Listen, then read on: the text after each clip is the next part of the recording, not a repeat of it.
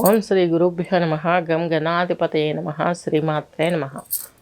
ఈరోజు మనం శ్రీ తులసి ఛానల్ నుండి ఈ యొక్క ఆగస్టు 2వ పక్షమైనటువంటి 15వ తేదీ నుండి 31 వరకు జరుగు గోచార వివరాలు తెలుసుకుందాము అన్ని రాసుల వారికిను. ఇందులో ముఖ్యంగా మనకు 17వ తేదీ రవి సింహంలోకి వస్తాడు, కర్కాటకం వీడి. 22న సింహంలోకి బుధుడు వర్తిస్తారు. ఈ రెండు గ్రహాలు ఈ పక్షంలో మనకు రాశులు మారిపోతున్నాయి.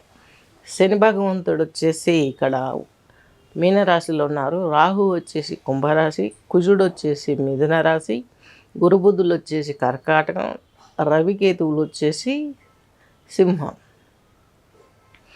చంద్రుడు వచ్చేసి శుక్రుడు వచ్చేసి కన్యారాశిలో సంచరిస్తున్నారు. నెక్స్ట్ కన్యారాశి కన్యా లగ్నం తీసుకున్నట్లయితే హస్త నక్షత్రం 3 పాదాలు, అలాగే హస్త నక్షత్రం 4 పాదాలు, ఉత్తరా నక్షత్రం 3 పాదాలు, చిత్తా నక్షత్రం 2 పాదాలు కలిపి కన్యారాశి కన్యా లగ్నం కిందికి వర్తిస్తుంది.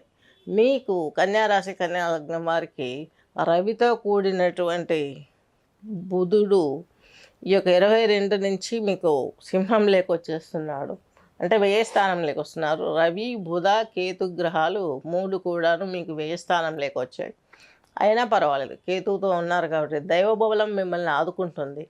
ఇప్పటి నుంచి ఇంకా భక్తి పెరిగే అవకాశాలు ఉన్నాయి. కన్యారాశి వారికి ఒక రకమైనటువంటి వైరాగ్యము, అనారోగ్య సమస్యలు పీడిస్తూ ఉంటాయి. ఈ అనారోగ్యాన్ని దాటాలంటే భగవంతుని సేవ చేసుకోవడానికి అని ఒక చిన్న ఆలోచన వస్తుంది. బిజినెస్లో కొంచెం ఒడిదుడుకులు ఉంటాయి ఈ పక్షం రోజులు. ఎందుకనగా మీకు తృతీయాధిపతి అష్టమాధిపతి అయినటువంటి కుజుడు వచ్చేసి మీకు ఈ యొక్క దశమ కేంద్రంలో ఉన్నాడు. కొంచెం వెహికల్ నడిపేటప్పుడు జాగ్రత్తలు తీసుకోవాల్సిన అవసరం ఎంతైనా ఉంది. రక్త సంబంధమైనటువంటి దోషాలు ఏర్పడే అవకాశాలు ఉన్నాయి. ఒకసారి బ్లడ్ టెస్ట్ ఇట్లాంటివి చేయించుకుంటే మీకు సంబంధించిన అనారోగ్య సమస్య బయటపడే అవకాశం ఉంది. హిమోగ్లోబిన్ పడిపోవడము, లేకుంటే ప్లేట్లెట్స్ పడిపోవడము, ఇలాంటి విషయాలు ఇవి జరిగే అవకాశం ఉంది. అలాగే బ్లడ్లో తెల్ల రక్త కణాలు ఎర్ర రక్త కణాలు కౌంటింగ్ కూడా కొంత బ్యాలెన్స్ అయిందో లేదో చూసుకోవాలి, లేకపోతే మొదటికే మోసం వచ్చే అవకాశం కనిపిస్తుంది. ఎందుకు? కుజుని ద్వారా. కుజుడు 3వ ఇంటిపతి అష్టమాధిపతి. అలాగే పైల్స్ కావచ్చు, రక్త దోషాలు, మలంలో రక్తం పడడం, ఇలాంటివన్నీ ఇలాంటివి కూడా వచ్చే అవకాశం స్పష్టంగా గోచరిస్తున్నాయి. నెక్స్ట్ కన్యారాశి కన్యా లగ్నం వారికి 6th హౌస్లో రాహు ఉన్నాడు. ఎంత రాహు అయినప్పటికీ కూడా ఇతని ప్లేస్ కూడా కన్యారాశినే కాబట్టి ఇక్కడ రాహు వచ్చేసి మీకు కొంత మంచి ఫలితాలను అందిస్తాడు. మాట దురుసుంటుంది, కోప స్వభావం తారాస్థాయిలో ఉంటుంది. శత్రు రుణ రోగ ఫలితాల నుంచి బయటపడేగల కెపాసిటీ ఉంటుంది. ఇతను అన్నీ కలిపిన కలగూర కంప లాంటి మంచి చెడులను ఇచ్చేవాడు ఈ జాతకానికి ఈ 15 రోజుల్లో రాహువు. నెక్స్ట్ శని భగవంతుడు వచ్చేసి మీకు 5th house planet, 6th house planet. ఈయన మీకు మంచి ఫలితాలను ఇచ్చేవాడు, అనేక రకంగా ఆదుకుంటాడు, దైవబలం ఉంటుంది, పిల్లల సపోర్ట్ ఉంటుంది. అలాగే మీ జీవితానికి సప్తమాధిపతి గురువు అవుతాడు.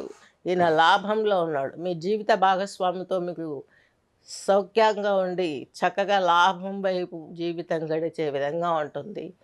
మంచి సౌఖ్యమైన జీవితాన్ని అనుభవిస్తారు. మీకు ఎలాంటి ఇబ్బందులు లేకుండా ఉండటానికి అది ఫిమేల్ కావచ్చు, మేల్ అయినా కావచ్చు, మీ జీవిత భాగస్వామి సపోర్ట్ ఉంటుంది. సొసైటీలో మీ తరపున చాలామంది మంచిగా మిమ్మల్ని రిసీవ్ చేసుకోవటానికి ఉత్సాహం చూపిస్తారు. ఒకటి బేసిక్గా ఏంటంటే కన్యారాశి కన్యా లగ్నం వారికి ఉన్నటువంటి గొప్ప టాలెంట్ ఏంటంటే చాలా సున్నితంగా మాట్లాడతారు. హస్త నక్షత్రం వాళ్ళకి ఇది బాగా పనికొస్తుంది ఈ టాలెంట్. చిత్తా నక్షత్రం కుజుడు, ఆవేశం ఉంటుంది. ఉత్తరా నక్షత్రం రవి, ఆవేశం ఉంటుంది, నవగ్రహాలలో రాజు. ఇంకా మిగిలింది హస్త చంద్రుడు. ఏ పాయింట్కు ఆ పాయింట్లో గాల్లోకి ఎత్తేస్తూ ఉంటాడు. అట్లాంటిది హస్త నక్షత్రం వాళ్ళకు ఉంటుంది. కాబట్టి ఈ కన్యారాశి కన్యా లగ్నం వారికి తీసుకున్న వాళ్ళకి బేసిక్గా చెప్పినట్టు 6వ ఇంట్లో రాహువు, శత్రు రుణ రోగం, ఈ పాయింట్లు చాలా జాగ్రత్త ఉండాలి. రక్త దోషాలు ఏర్పడే అవకాశాలు ఉన్నాయి కాబట్టి కొంచెం కేర్ తీసుకోవాల్సిన అవసరం ఎంతైనా ఉంది. స్వస్తి.